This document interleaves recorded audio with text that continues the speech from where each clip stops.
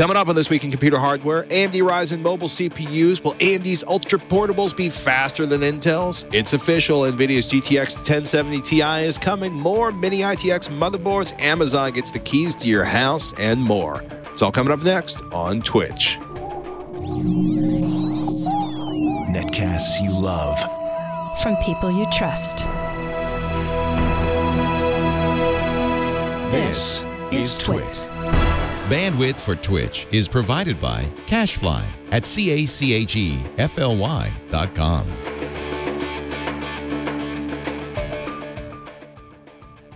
This is TWiCH, This Week in Computer Hardware, episode 438, recorded on October 26, 2017. AMD Ryzen laptops and the 1070 Ti.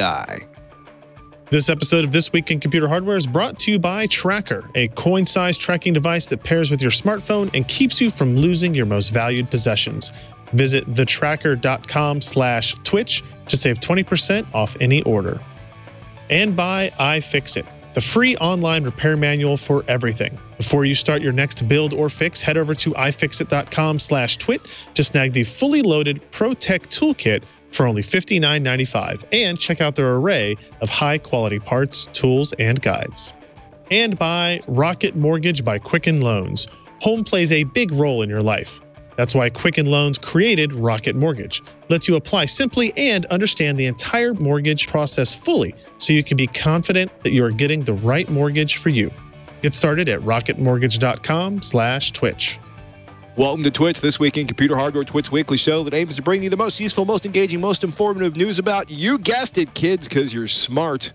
Hardware, desktop, mobile. We don't care if it's laptop, cell phone. We even occasionally still get a chance to talk about tablets.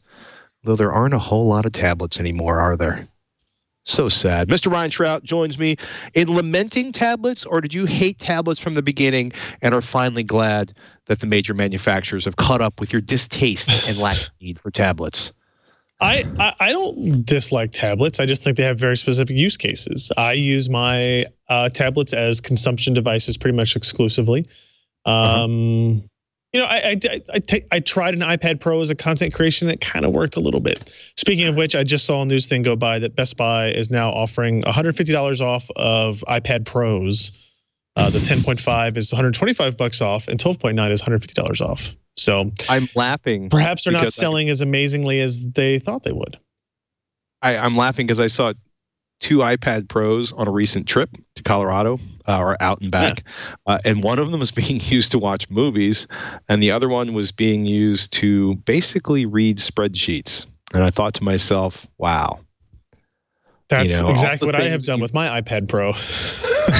Well, you see an Apple presentation, you expect art, science, mayhem, world-changing documentation that's going to lead an organization into the 25th century.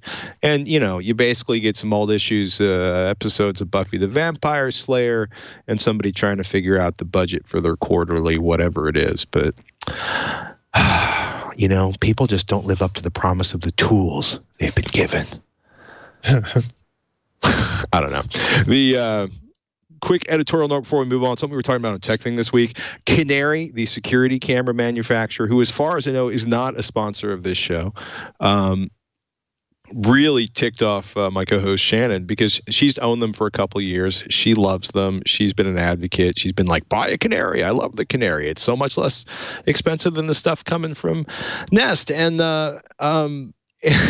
and they decided a couple days ago to start charging a monthly fee subscription for a bunch of features she relied upon, like the offsite data storage, the ability to watch clips more than 10-second long, some of the night vision features. And it's something to think about as you are investing in hardware, is if the hardware is intensely integrated with an offsite server system. And don't get me wrong, it's incredibly convenient. I got a buddy of mine that set up, took like this $140 Chinese AVR box and a half dozen cameras and put something together for his sister-in-law, and it works. But the investment in that was considerably longer than plugging in a bunch of Nest cameras that cost $2,500 times as much, and then paying, you know, $10 or $30 per camera a month. Well, for the first camera, then $5 or $15 for every additional camera after that. But, you know, there are issues where the cameras and the AVR don't work together as well as he would like, and it would require additional work. And I got another buddy that set up like 26 cameras on a Synology system. I bring this up because as you're investing in the Internet of Things, even if you don't think of security cameras as being things of the Internet, think about what happens to that hardware if the back end stuff goes offline or becomes more expensive than you want to pay for. We've seen cases where the open source community has embraced and created servers to make hardware continue to work. And we've also seen cases where your delightful piece of hardware suddenly became an unsupported brick. So just a thought from your friends over at Tech Thing. Have you had anything, recently, other than say a certain streaming game console, that became incredibly useless? Well, it became completely useless because it was kind of useless in terms of the delay in the games for the server rendered stuff. You know, I can't think of anything off the top of my head, but it seems impossible that hasn't happened recently to me. Maybe you're just cycling through so much stuff. That's yes, actually, that's probably more likely. So much joy. Speaking of joy, AMD Ryzen processor with Radeon Vega graphics launch, which means Ryzen and Vega have hit the laptop world, the world of notebooks. One of the two big announcements we've got for you on the show this morning, Ryzen, the world's fastest processor for ultra-thin notebooks, which, given that I just had an XPS 13 with an Intel processor show up on my desk this morning, with a quad-core Coffee Lake processor showed up, or, you know, semi-Coffee Lake processor. When are these shipping? How much are they going to cost? Are they as fast as they claim? What's the story, man? So shipping in mid-November, HP Spectre X30, there's a Lenovo IdeaPad, there's an Acer Swift 3, I think, that will ship with it. Those are the three that they've kind of announced. Here's what's interesting about this part, right? So they claim it's the world's fastest processor for ultra-thin notebooks. It is Ryzen CPU cores, quad-core, multi-threaded. It is Vega graphics, 10 compute units and 8 compute units are options. They have pretty high base and boost clocks of 2.2 gigahertz and 3.8 gigahertz for the top-end part, and 1.3 gigahertz on the GPU clock. TDPs are around 15 watts, 12 to 25 is what they say the range is. The 15 watt is the nominal. So there's a little bit of question on how much power they're actually drawing and what their boost clocks and stuff are. The interesting thing is they basically had the best mobile GPU in terms of something that can be integrated onto a part. Their advantages over Intel is clearly in the integrated GPU side. Their advantages on the CPU side were thought to not be realistic, I guess. Now, if you look at AMD's performance claims, you know, they show themselves slightly behind the quad core, the new 8th gen Intel parts in single threaded performance, but drastically ahead of the Intel and the multi-threaded performance, even against quad core to quad core. And if you think about it, that kind of logic takes a little bit to get around, because the if the single threaded performance of Intel is better, then the same number of threads should continue to give Intel the advantage. And that slide that we're looking at there is clearly not the case. The indication, of course, is that the clock speeds of the Ryzen mobile part are higher in this configuration than the clock speeds of the Intel configurations. Now, I will caveat that blue bar number of 498 for the Cinebench score with we have quad core 8th gen systems here that are showing over 600 in that same benchmark repeatedly. So the 498 seems to be like on the lower end. AMD is presenting, you know, I talked to them today. That's a number from a system that they have multiple systems of in their labs. It's a legitimate number, but it seems like they just happen to have gotten or chose to get the lower end number of the systems that are available out in the market. That's what's confusing about mobile processors in general. Even though they might have the same specs from, you might see the Intel Core i7-8550U integrated on 5 different systems. You might get 5 different results for performance because it's all about the thermals, the tuning, how high they can stay at those clock speeds before they have to pull back a little bit to maintain, surface temperatures or whatever it happens to be. So you can't quite get an apples to apples comparison as easily. You kind of have to look at a handful of systems to get an idea. If you look at graphics performance, it's really not close between Ryzen Mobile and Intel integrated graphics. They have a slide here that looks at GPU performance. Right? It does. It's like 3x, right? Excuse me. What AMD can do is, without a discrete GPU, they can now match the performance of an Intel, Core i5, Core i7 part plus a discrete NVIDIA GPU up to a certain level, right? So, in this slide, they're comparing it to a GeForce 950M. The GeForce MX 150 is a little bit more modern, and you'll see that in some of the 8th gen and 7th gen Intel systems out there. And it's probably going to be a little bit faster than what Ryzen Mobile can do, but not drastically so. And AMD is in my conversations with them, they're not saying this is a gaming laptop. But what they are saying is that if you do casual mainstream gaming, you're going to get a much, much better experience than you would on an Intel integrated system, which makes sense, right? And that's what that slide shows. League of Legends, Dota 2, Overwatch, CSGO, Quake Champions. Sometimes you're running at 1080p, sometimes you're running at 720p. You get some advantages, right? The architecture is just better and it's faster. You get better driver support from AMD than you do from Intel on these games, right? They have this whole discrete GPU legacy that's using the same architecture. So in theory, you should always be a little bit better with the AMD Ryzen than you will with the Intel graphics.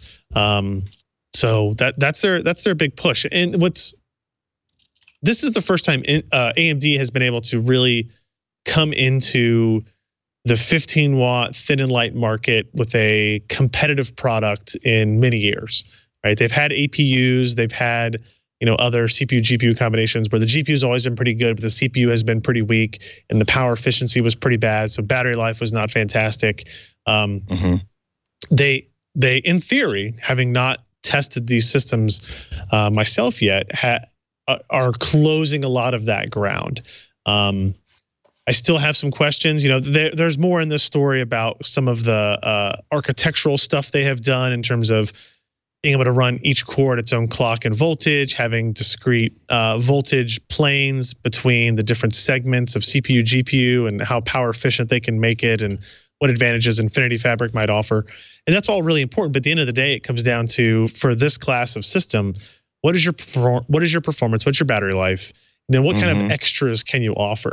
And I think that gaming and graphics storyline is going to be one of those extras that AMD offers. So if their battery life is competitive in the same form factors, then they should be able to do pretty good here. Now, like, that spider graph is really interesting. The blue line represents Intel. The red yellow line is the Ryzen 7 2700U. Like, there's a couple of these that I'm not real big fans of how they came to these numbers. Like the power efficiency in the upper left of that spider graph shows that the Ryzen part is more power efficient. The number that they calculated for that. It does, because all they're doing is taking the Cinebench score and dividing it by 15 watts for each. And I kind of think that their Cinebench score that they show for themselves is running higher than 15 watts, even if it's for a short period of time. And the number that they showed for Intel for Cinebench is lower than numbers I've seen. So, I hesitate to believe that AMD massaged the results to give their part the best possible portrayal for purposes of marketing and creating buzz. I'm saying that might be the case. That could possibly be the case. And it's, everybody does it. So that's what our role here is as reviewers, as editors, to try to look at these types of things and find out what the truth is. And honestly, again, we might get all three of these AMD systems in, and they might all three perform to different degrees, right? Like if you look at the, I didn't put it in here, but there's an HP, an Acer, and a Lenovo. The Lenovo is the thinnest, lightest model, but it has single channel memory, which is a significant detriment to integrated graphics performance, right? So we don't yet know, that Lenovo might have the longest battery life compared to the 3, but you might be sacrificing a lot of that GPU advantage that you had. Maybe you're only 1.5x as fast or 2x as fast as opposed to 3x as fast as Intel parts. So there's still a lot to learn here between now and say end of November, Thanksgiving timeframe when these systems are in the channel and they're selling regularly. But they're competitive. AMD is confident, and it looks to be a very, very good part. They just, in this space, battery life is kind of king. Battery life and mobility are king, and thin and lights and 2-in-1s. So that needs to live up to their claims and their demands, right? So we'll see if that is the case. And hopefully the other thing that has saddled AMD's mobile parts in the past is they've been built into lower cost, non-premium designs, right? So there's, cheaper build, lower quality screen, crappy trackpads. Those types of systems are what you would usually find AMD APUs in. If they can get past that stigma, you get into HP, Epic or whatever it is, the X360, you get in the Acer Swift 3. That's when you'll start to need to increase the brand cachet of Ryzen in this space along with it. So, hopefully they'll be able to do that, and I think we'll know probably within a 2 to 3 week time frame what they're able to create out of all this. I am seriously curious. Yeah, I am very. I mean, as somebody who's spent a fair amount of his own money on AMD Ryzen processors on the desktop, I love the idea of them beating out Intel. I am very curious to see if they can deliver on the power consumption side of that, because Intel spent a lot of time and a lot of money building up a lot of intellectual capital or intellectual portfolio around low power processing. We'll see. AMD Q3 2017 earnings, a pleasant surprise, writes Josh Walrath over at PCPer.com. A pleasant surprise being, wait a minute, is AMD making money? Yeah, they actually exceeded the expectations. 1.64 billion, quote, up significantly from the expected 1.52 billion. That was the consensus on the street. Not that the street isn't often staggeringly wrong, if not moderately wrong. $71 million gap, $110 million non-GAAP net for the quarter, which is, quote, a 300% increase from a year ago. Why? Duh. Ryzen. Vega. Not that we can buy Vegas, but they sold a whole bunch of Vegas for several minutes before they all sold out. I exaggerate slightly. Vegas were available for several days. Let me check to make sure that they haven't magically reappeared on Amazon or Newegg. You haven't seen the AMD Vegas get shaken from the tree yet, have you? Oh, no. Of course not. Why would I see that? Well, miracles can happen. There could have been a lost container. Oh, wait, here we go. Here's a MSI Radeon RX Vega 56 for $470 on Newegg.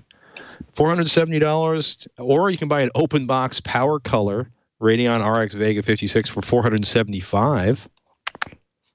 I like that. Oh, $524 for an MSI Radeon RX Vega 56. So, $470 to, wow, $570 for a $400 card. Yeah. Meanwhile, the GTX 70 is lounging at $427 to $400. We'll talk more about the AMD 1070 Ti a little later in the show, but just wanted to make sure that Vega processors, Vega GPUs, I should say, hadn't suddenly magically arrived in the marketplace.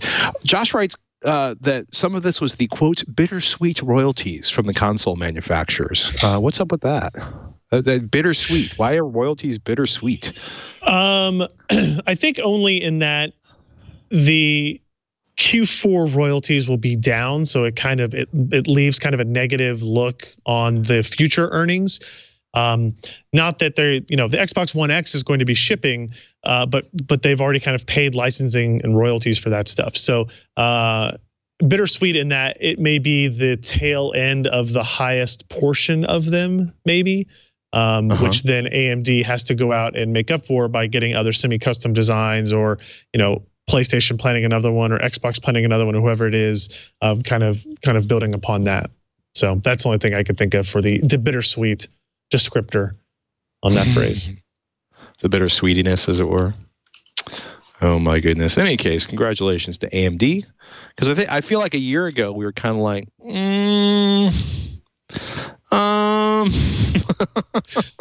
yeah. So I don't know. 12 nanometer. Looking forward to 12 nanometer process through Global Foundries sometime in the first half of 2018, which should TWiCH give a little bit of a bump to the Ryzen Zen design, and maybe give them an opportunity to clean up the part layout, etc. Clean up that little glitch they had with that rare, mostly under Linux, potential glitch they had with one calculation or a few calculations. This is exciting. And, we're still slowly seeing Coffee Lake products trickle out. Trickle. Or semi-Coffee Lake products, as the case may be. Oh, my goodness. This episode of This Week in Computer Hardware is brought to you by Tracker, people. Yeah, you like finding stuff. You like not losing your stuff, your phone, your wallet, your keys, your cat. Do you want to be able to find the things that are plotting against you, especially the cat hiding somewhere, trying to make you late? That's what the Tracker's all about, people. 8 years ago, Tracker changed everything when they released the first tracking device, and now they've done it again with the all-new Tracker Pixel. With Tracker Pixel, you never worry about losing your things again. It's the lightest Bluetooth tracking device on the market. Place Tracker Pixel on whatever you tend to lose, your keys, your wallets, even your cat. It's small enough to fit on your smallest items, kittens, if you will. When you misplace an item that has a Tracker Pixel attached, use your smartphone, and a 90 decibel alert will help you find it in seconds. The cat's not going to like that, but your keys aren't going to care. It even has powerful LED lights so you can find your items in the dark, which is fantastic if you drop your keys somewhere in the car. You lost your phone, just press the button on your Tracker Pixel. Keep one on your keyring, right? And your phone rings even if it's on silent. You can even locate your item if it's miles away, because every Tracker user is part of the largest crowd locate network in the world. And Tracker's 30-day money-back guarantee means you truly have nothing to lose. Nothing to lose. You don't like it, you get your money back, people. That's the guarantee. Go to thetracker.com/Twitch to save 20% off any order. That's TheTracker.com/TWiCH for 20% off. We want to thank Tracker for their support of This Week in Computer Hardware. Amazon's got a deal. You spend a bunch of money with Amazon, you get a compatible door lock, you click on the digital paperwork, and they'll let your Amazon packages get put inside your front door. Okay. So the Ring doorbell, they're a sponsor. Ryan's purchased Ring doorbells on his own. Ring doorbell gives him the ability to see who's at the door, to talk to them remotely, to get images on his phone. Again, they are a sponsor, but he's actually spent his own money to buy additional Ring doorbell systems. And this is interesting what those crazy cats are doing. Amazon Key exclusively for Prime members. It's not everywhere. Atlanta, Austin, Baltimore, Boston, Chicago. I mean, it's basically a whole bunch of urban metropolises. It's here. It's here actually as well. So it lists Cincinnati, Ohio, but I put in my zip code and where I could get this if I wanted it. I'm trying to decide. One of my favorite caveats to this is they tell you that if you have pets that could reach the front door, you should not use this system because so I guess, I don't know if you said, like, the idea is like only the Amazon employed drivers would get this code, this pin to your front door. They'd be able to open your front door, put the box in, and then close the door. And it includes a camera as well that you mount onto the inside of your house that points to the foyer or whatever, so that you see when they put the package in, and you see them leave it there, and you see them close the door, right? In theory, this covers both you and Amazon. So if that driver comes in and steals all your crap, you have evidence. Amazon has evidence if you make that claim and it didn't happen, all that type of stuff, right? So I think it's a really interesting idea. There's obviously a lot of privacy issues with it. Amazon says you could use this for all the purposes too, if you wanted to let your dog sitter in and all that type of stuff. It's just a electronic keypad for that. I wouldn't get it for my house because I have 2 labs that would like to run out the front door if the FedEx or Amazon driver could just release it. Right. It's something I would consider at the office because we already have security systems and security cameras, that type of stuff. And we do often have an issue where like, oh, there's nobody at the office and there's a package that we're waiting for delivery, that type of stuff. So it's a really interesting idea. And for Amazon, what a great, continuation of, hey, we own everything you do and buy and see and look at. So let's continue down that road, right? For somebody who's not your cell phone provider like Google or Apple, it's amazing what they've been able to do. I don't feel like this is like they're going to own me. I feel like this is a natural extension. Do you live in an area where stuff gets stolen? It's probably cheaper for them to implement this system, especially if you're paying $250 for the camera, right? Yeah. If you're paying a bunch of money up front, the Amazon Key in-home kit comes not just with the cloud cam, but a key compatible smart lock, right? So you have different options on that. But, this is an extension to their existing services and may make people more comfortable with ordering from Prime if they're in one of those neighborhoods. There's just, people are always like, well, things get stolen in the city. And it's like, well, actually, it's suburbia where a lot of stuff gets stolen off porches. It's amazing what a high school kid that has no stuffs to give will do with an opportunity to grab something off a porch. But I think it's also interesting that it is definitely, it's not UPS, it's not FedEx, it is the Amazon delivery guys, right? So it's another, they've got their own planes, they're working on their own fleet of cars, now they're working on their own kind of delivery systems. Like this is something that UPS or FedEx should have released as their product, right? As their technology, as how. I get what you're saying, but think about because this isn't even sold technically by Amazon. It's sold by an Amazon subsidiary, right? Sure. It's kind of funny because as you start clicking through this,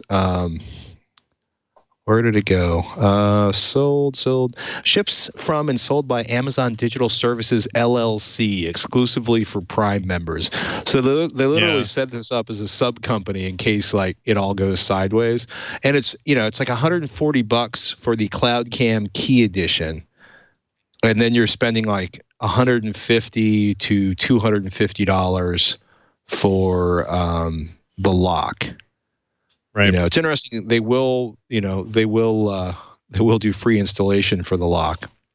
I will admit, because of the amount of time I spend with security professionals, I do not want a digital lock on my home, as convenient as it may be. I have serious reservations about them, in part because every time I think something is secure, somebody figures out a way to crack it, which makes me really, nervous about some of the home lock technology. That is my personal bias. Your mileage may vary, but it's kind of impressive. I'm looking at like, let's see, I'm going to pre-order, add it to my cart. And what am I looking at here? Yeah, like $290.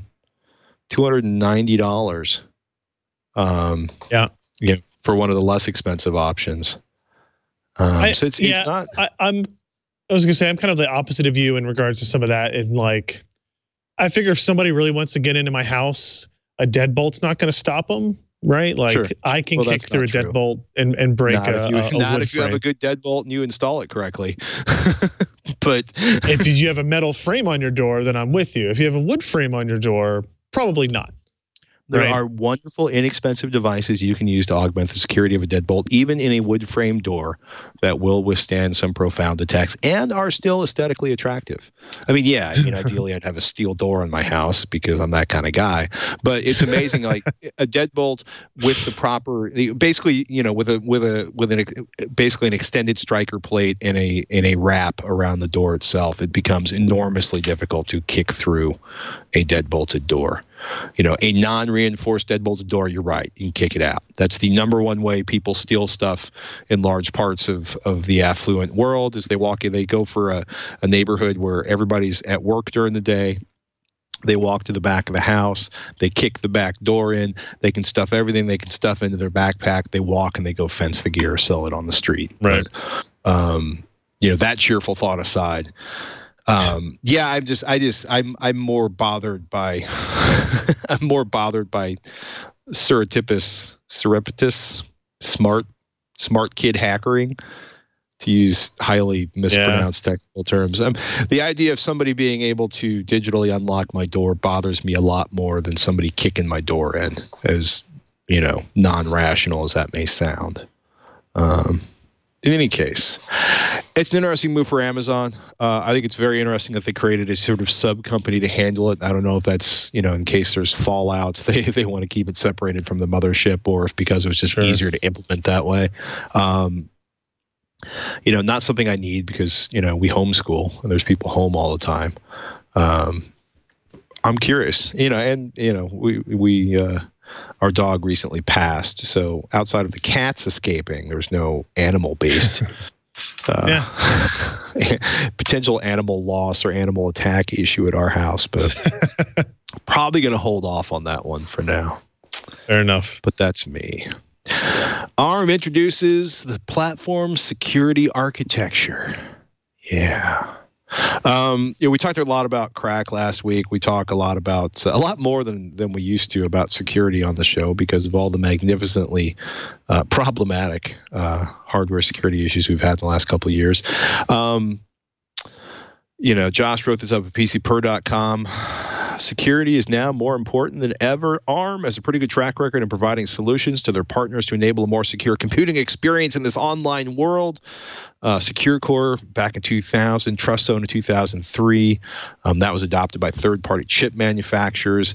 Platform security architecture includes software, firmware, and hardware. And so if you want to talk about crazy projections, right, ARM's put 100 billion chips, or shipped 100 billion chips since 1991. Now, between 2017 and 2021, they expect another 100 billion ARM chipsets or chips are going to be shipped, like the next 4 years, which is crazy. And so they're working with, ARM-authored firmware to the PSA specification, open source licensing to make it easy to adopt, ARM v8-M based systems on a chip to get this stuff out there in a wide way, reference implementations, all Cortex-M devices with the ARM Mbed OS will have a PSA implementation. This is a journey of years, right, is what ARM is saying. But they're trying to create a foundation of security that developers can build on. And this is important because so many of the processors in so many of the devices in the Internet of Things we've been complaining about, what's the last time your router had an update? Hint, it's not because it's secure. It's because they don't care anymore because there's no margins on fixing them. Hint, hint, hint. It's one of the interesting things about some of the more expensive routers. They get more software updates because they don't want to piss off the customers that drop the long green. Or they implement an open source operating system that is maintained by the community and with the assistance of the company, and that allows them to, rapidly evolve the security on it. But this is a big deal, and I think a smart deal from ARM. Because, when you look at, there's ARM processors in places you would not expect them, and anything that increases the security on that, I think, is pretty cool. They also announced the ARM TrustZone Crypto Island 300, which, if nothing else, I want to see on a T-shirt. Crypto Island. On-die Security Enclave, the idea is going to isolate more security services, LPWA storage, automotive, and the ARM SDC 600 Secure Debug Channel. basically to close a common physical security vulnerability on debug ports. So it's cool. I like it. I'm glad they're taking the time to try to make us all more secure, or just give a really awesome back channel to the NSA. I'm kidding, ARM. That's humor. Don't sue us.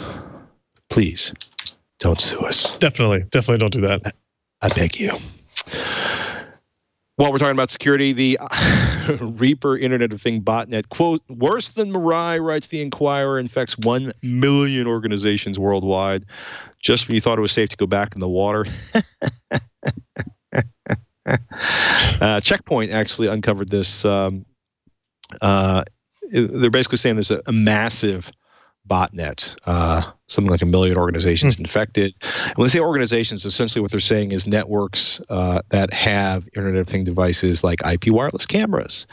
And it has been proven over and over again that if you dogpile enough tiny little low power chunks of logic inside of wireless cameras, and if you hack enough of them because they're so poorly implemented, you can create enough of a packet storm to take down huge swaths of the interwebs. And apparently it is evolving and gathering IoT devices much, much, much, much faster than the Mirai botnet did. So they're saying, Checkpoint basically says that there are some possible connections to Mirai based on the technical aspects, but this is entirely new, much more sophisticated, and spreading much, much, much, much, much more rapidly. Great. Go ahead, D-Link, TP-Link, AVTech, Netgear, Microtech, Linksys, Synology, and others. So, great. The attack seems to be spread by the Internet of Things devices themselves, and this is growing in a huge way. Research.checkpoint.com, new IoT botnet storm coming. It is absolutely worth a read. It's kind of crazy when you look at it. And when I say crazy, I mean kind of sucktastic and terrifying. I don't want to use highly technical terms like that too often, so it'll get confusing. But just something to think about. If just saying. I love fixing things. As a matter of fact, our sponsor, iFixit, I've been using iFixit toolkits at least 3 times in the last couple days. I was putting a new cartridge on a turntable. I was opening up a piece of hardware to verify that it was properly grounded. And I believe, what was the other thing I did? Some terrible, wonderful thing involving that. Well, you know what? Take a look. Look at that, kids. Right there on your video screen. They're using spudgers. They're cracking open cases. If you've never seen one, let me explain it to you. This episode of This Week in Computer Hardware brought to you by iFixit. They love to take stuff apart, and they love to teach people how to fix things. Constantly posting teardowns and repair videos for popular devices like the Galaxy S8, all the iPhones, the Switch. They are leading the charge in the electronics repair tools industry with their iconic black and blue ProTech toolkit. Check out the ProTech Toolkit in iFixit store. They're going to explain to you how each piece of the kit was meticulously designed. You're not going to find a higher quality toolkit like this on the market. Don't let the sleek design fool you. It's got beauty and brawn, high quality steel bits, and tools tough enough to handle any repair or mod you throw at them. Yes, I used it to replace a cartridge on a turntable, a relatively delicate operation, and then I had to balance that cartridge down to just under 2 grams for the tracking weight. I also used the ProTech Toolkit to fix actually used it to adjust the idle on the 1,100-pound Cummins diesel engine in my truck. These tools are great. The bits are amazing. 64 bits in that driver kit you're looking at in the video. Just about any DIY electronics repair. A nice, easy-to-open protective case. Keeps the bits organized, holds them in place in the foam. Open it up, flip it over. The bits won't fall out. And then the whole bit kit itself is held in place by a magnetic mat, which is awesome because, one, it keeps the bit kit from falling out of the roll-up. And you can use it as a nice spot to hold tiny components and screws as you're pulling things apart. Swivel top magnetic precision driver and a flex extension, which is also magnetic for those hard to reach screws, like the ones that are sometimes tucked inside the edge of a PC case. They got plastic opening tools, spudgers, and picks to make it easy to safely poke and pry to crack open the electronics you need to repair. That thing you're looking at right now in the video, that's a Jimmy. That's iFixit's design. It's a slim, flexible, spring steely kind of blade with a soft rubber handle, and it makes it great to, jimmy things open, people. ESD safe tweezers and ESD safety strap if you're all belt and suspenders so you don't destroy your job with static shock. And the best part, iFixit tools are backed by iFixit's lifetime warranty. You don't need to buy something to get iFixit's free repair sources. Check out over 25,000 free repair guides over at iFixit.com. If you want to tackle your next hack, fix, or build with the ProTech Toolkit, visit iFixit.com/twit to snag the fully loaded ProTech Toolkit for only $59.95. Thanks, iFixit. And I got to say, if you're looking forward to holiday shopping, iFixit, amazing collection of stuff. And I love their teardowns. I would say even if you're not looking forward to it, you should look towards iFixit. And you don't have to spend money there to get their repair guides for over 9,000 devices. I love you, iFixit. Good stuff. Man. So imagine, if you will, a world with two competing graphics companies. There's perhaps a third processor manufacturer that occasionally claims to be closing in on the two lead 3D GPU performers. But in reality, it's really a 1-2 fight between, let's call one NVIDIA and let's call the other one AMD. Just for the purposes of our thought experiment here. And one of them releases a new hotly anticipated GPU on the wake of their hotly anticipated CPU, which has delivered unprecedented performance value for the dollar. And let's say they actually managed to take over one of the prime spots in the retail market, the best performing $400 GPU. What do you do if you're the other company? In this case, we'll call them NVIDIA. Well, you drop an entirely new GPU that practically guts the price performance numbers for your top of the line everyday $500 GPU. You call it the GTX 1070 Ti. And, I'm not kidding here. If the numbers we've seen leaked, and we talked about it a couple weeks ago, are correct, this is essentially $500 worth of GTX 1080 for $400 called the GTX 1080 Ti. Mostly, I think, so that NVIDIA can claim they have the best, almost entirely, so NVIDIA can have the best performing GPU at $400. And as a side benefit, they get to piss me off because I bought a GTX 1070 a couple months ago. Not that I'm bitter about that. We said it before. The rumors were pretty much correct. 2,432 CUDA cores, up from 1,920 on the 1070, which is a huge freaking jump, and within 128 of the GTX 1080. Clock frequency goes up 101 megahertz up to 1,607 megahertz. This is and we can expect overclocking beyond the 1,683 megahertz boost clock, which is technically the same as GTX 1070. Increase in texture units, a jump in TDP, so you're going to be sucking down 180 watts, which is a little bit higher, but not much. 8.1 teraflops peak computing power compared to 5.7 teraflops on the 1070. 1070 drops to 349. The MSRP currently is 449 on the GTX 1070 Ti, but that's okay because, as we mentioned earlier in the show, you pretty much can't buy a Vega 56, and if you do, you're paying $470 or higher for it. When are they going to ship, man? Review. So they're on pre-order now. Apparently they're shipping for November 2nd. Reviews will be able to go up November 2nd, so next Thursday. Couple of interesting things that I found out since we posted this news story. One is if you look at MSI announced 5, EVGA announced 4 models. If you look at all of them, they all have the same claimed base and boost clock speeds. None of them are overclocked. None of them come from the vendors overclocked, which is pretty interesting. NVIDIA is not allowing add-in card partners to ship pre-overclocked cards. Now, you can still overclock them yourself. You can still use software and overclock them by offsets and small tweaks to voltage and memory and all that stuff. You can do all that yourself once you get the card. But out of the box, they're not letting people do that. And the reasoning, NVIDIA hasn't said this, but the obvious reasoning is that it's the 1070 Ti and the 1080 performance are not that far apart, a handful of percentage points at the most. Right. So it was going to be very likely that some overclocked 1070 Ti was going to outperform the GTX 1080, stock to stock. And in order to avoid that, total nightmare PR disaster. Yeah. They just said, just don't overclock them out of the box. So now you still see, MSI has 5 different cards that have 5 different coolers on them. EVGA has 4 different coolers. They even use the same, FTW, SC, Black Edition, all the same monikers they've used before. Only this time, the only differentiation point is the cooler implementation and whatever other stuff they might have. Right. And from my understanding, these vendors aren't even allowed to bin the parts, right? So the higher end cards don't get the best GPUs necessarily. It's kind of more luck of the draw here. So the only thing you get for paying more for a higher price EVGA or MSI card is the potential for more overclocking for that specific GPU because you have a better cooler in place. So it's really odd. NVIDIA did this whole launch very odd. Like they didn't brief media about this before launch at all.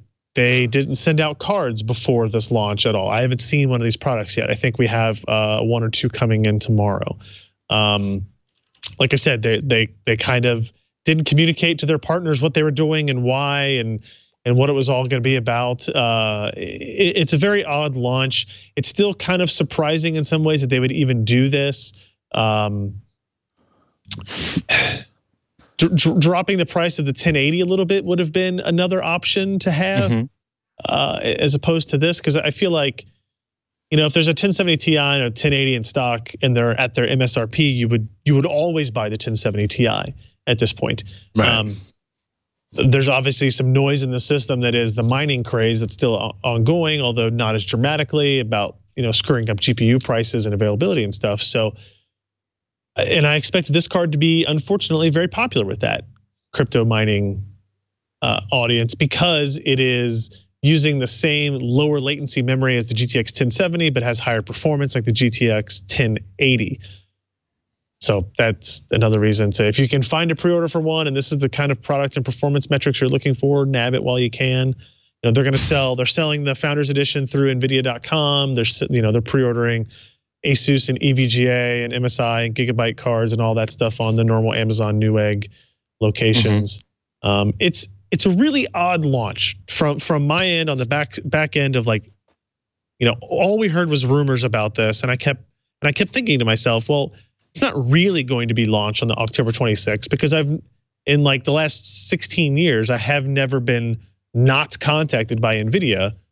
Right. For a new product launch, even if it's like a Quadro or a something like that, right? I usually get some kind of notice about it beforehand. So I don't really know if that's indicative of anything for the future of what they're going to do, or they themselves understand that this is a very odd card to introduce very late in the game that is purely reactionary, and so they just kind of, here it is. We don't want to talk about it. Buy it if you can buy it, right? That's kind of the mentality I think they're taking with it. So I don't know. If it increases availability for people, I'm all for it. If not, it's just another product to be hard to find. Well, I mean, we were joking last week, or maybe I was joking last week with the idea that they'd stockpiled a warehouse of these to last them through the entire holiday shopping system. And once they had millions of them waiting in the warehouse, or tens of thousands, or whatever the magic forecasting number was, that they would make the announcement. But this just feels like a giant sort of corporate ego-driven announcement to kind of beat up on the competition. And of course to sell more cards to miners. But we'll see. We'll see, kids. We'll see. I mean, as much as I'd like to say, I will wait for the PC per benchmarks. It's a significant increase over the performance of my 1070, but I'm not sure I'm going to buy a whole new $450 card 3 months after I bought a $400 card that's now a $350 card. Unless I can find somebody, if you're interested in a 1070, then I can actually buy a 1070 Ti, please. Tweet at Patrick Norton. And we'll work something out, especially in the Bay Area. Oh my goodness. While we're talking about hardware, those crazy kids over at Hard OCP, hi Kyle. They overclocking the Intel 8600K wasn't enough, so they popped the lid on it. If you have been paying attention in the past few months, delitting is the cool guy 21st century way of potentially wiping out your processor after, well, in the process of removing the heat spreader to allow better contact between your cooling system and the processor itself. If you scroll down a little bit, you start to get the idea there. They're basically showing off the mating surfaces inside of there, and they're running like $400 worth of cooling before you add in the fittings and the tubings and the fans and the couplings. Quote, representing some of the most expensive cooling you could ever use to overclock the 8600K. And you may be looking at this with great emotional pain and thinking, why? Why? Well, because they wanted to see how this thing overclocked, when they were playing around with the stock TIM, the thermal interface material, which is, that's what they put in between the integrated heat spreader and the CPU die, right? Enthusiasts claim they can do better than the stuff that's in between the CPU die and the heat spreader. I think Intel thinks they're kind of crazy. AMD uses an Indium-based solder as its TIM, writes Kyle, which conducts heat much more efficiently than the, quote, tragic paste Intel shovels into its, quote, enthusiast, unquote, SKU processors.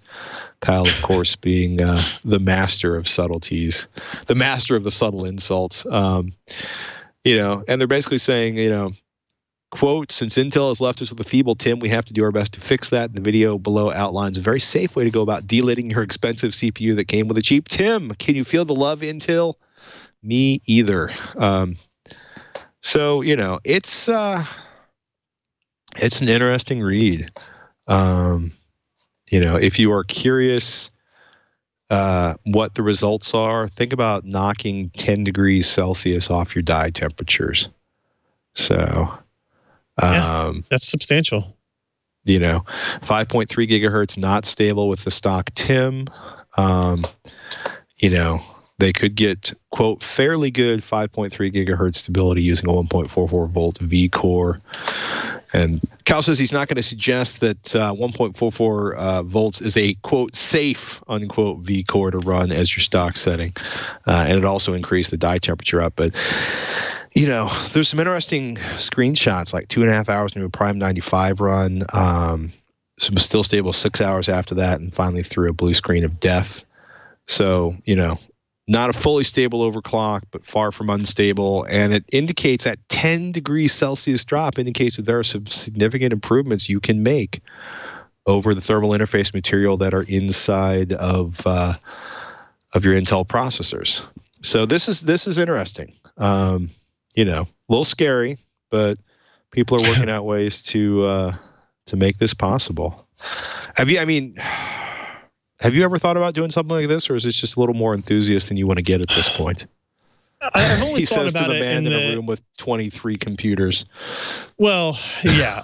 The only time I would ever want to do something like that is for a story, for testing, for evaluation. I'm not the kind of user who wants to do that myself, that I feel like I need that difference in the overclocking potential of the hardware that I would use, or even that we would use for our testing stuff. But that would be like a good experiment for us to run and give feedback on. But no, for myself as a consumer, I wouldn't go down that road either. Well, I highly recommend the read. It's over at hardocp.com, and props to Kyle and the crew over there. Oh my goodness. Mortgages, 3 of the most scary words you'll ever run into in the 21st century, which is why, people, this episode of This Week in Computer Hardware is brought to you by Rocket Mortgage by Quicken Loans. Seriously, people, the mortgage experience, not keeping up with the times. It's just painful, dated, definitely not client-focused. It needed a client-focused technological revolution, which is why Quicken Loans created Rocket Mortgage. Gives you the confidence you need when it comes to buying a home or refinancing your existing home loan. It's simple.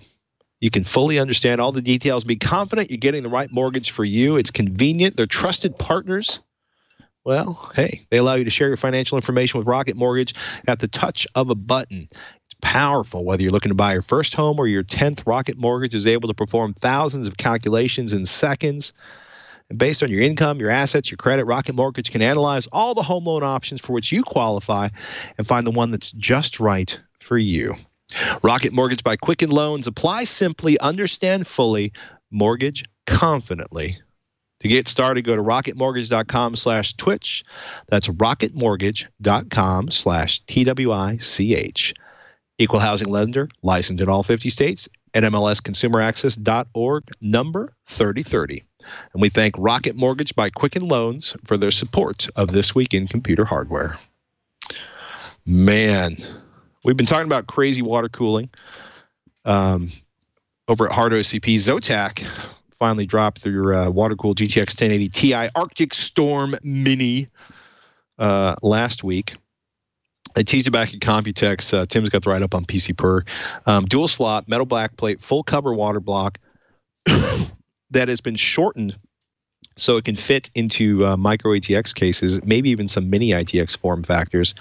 8.35 inches long, 6.46 inches high, with a custom shortened PCB that, quote, appears to be the same platform as the dual fan air-cooled model. As a mini ITX case enthusiast, I am delighted by this. I'm also a little terrified to find out what the pricing is going to be.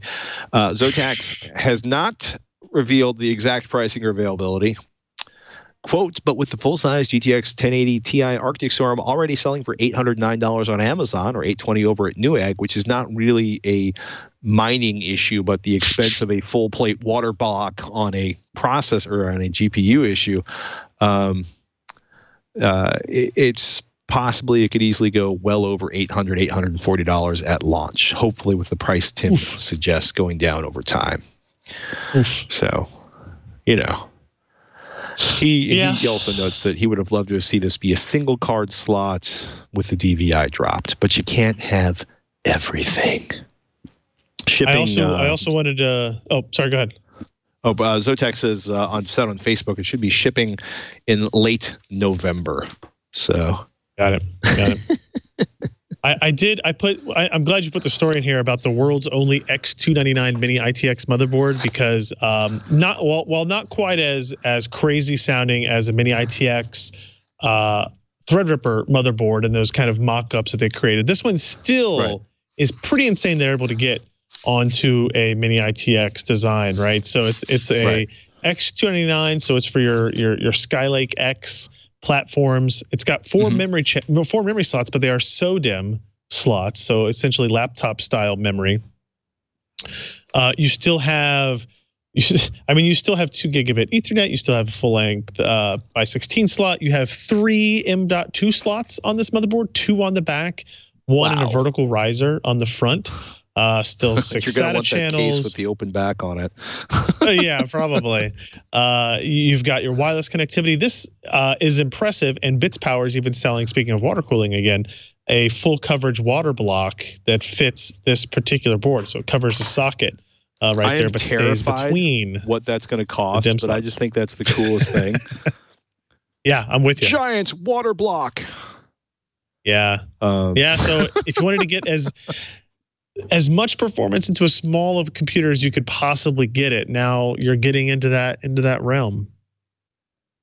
Yes, you are. It seems unnecessarily small. I don't know, because if you don't go water cooling, you have to have a pretty beefy cooler on these devices, on these Skylake X parts. So you're going to need to have a lot of vertical space above that board for that cooler, which means you're getting into, micro ATX style designs. So I don't know, but I thought it was interesting. I was glad you threw that in there as well. So. No, I was kind of fascinated by it. And which also it got me to take a look, because I love the Mini S4 case that I've got for my Intel, but the Intel processor, it's feeling that 6700 is feeling a little laggy, a little slow compared to the 1800X. I've got a 1700X processor, and I was like, man, it just there's only like one Mini ITX board announced, and I started puttering around on Newegg, and I found, or I should say micro ATX, but there's like 199 micro ATX motherboards for sale right now, new, not open box or anything. but I'm seeing 199 micro ATX motherboards on Newegg.com, and then at least 2 or 6 like Mini-iTX. See if I can get the link on there correctly. There we go. ASRock, BioStar, Gigabytes. Depending on what day I do the search, the Mini-iTX shows up at kind of like different amounts. Interesting. But I feel comfortable in saying like there seem to be 6 at least of the Mini-iTX. So,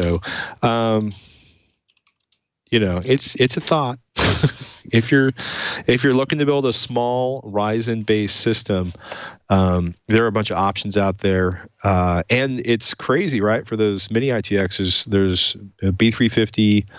X370s available, and for the micro ATX, A320, B350, and X370 chipsets, which means you've got everything from the enthusiast, overclockable, crossfire ready X370 through the overclockable B350, what they call their mainstream board, and the A320, which is the non-overclocking kind of mainstream motherboard chipset from AMD. So I had no idea. And in case you're worried, yes, there are at least 2 models from MSI that have a just metric ton of ambient lighting in the motherboard, at least if you like red. And they're inexpensive. Like H320 and B350 boards are selling for $60 or $70, which seems incredibly reasonable to me, given what I paid for the first motherboard I bought for my build project.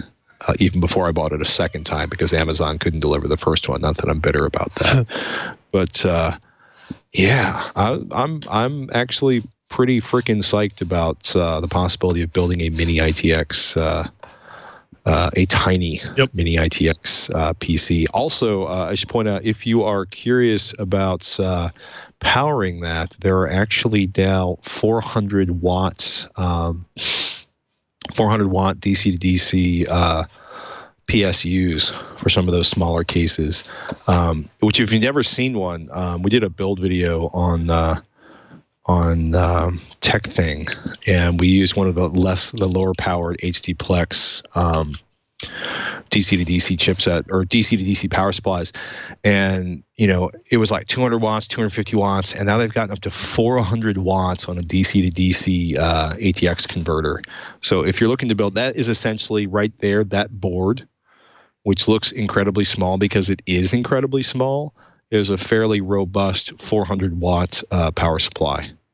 So I'm pretty stoked about that. And I got to figure out what it'll take to power that power supply, but I feel like there is a build, a very small build in my none too distant future. So nice. Just thinking out loud about that one with lots and lots more cores. So with that, ladies and gentlemen, one last thought before we go.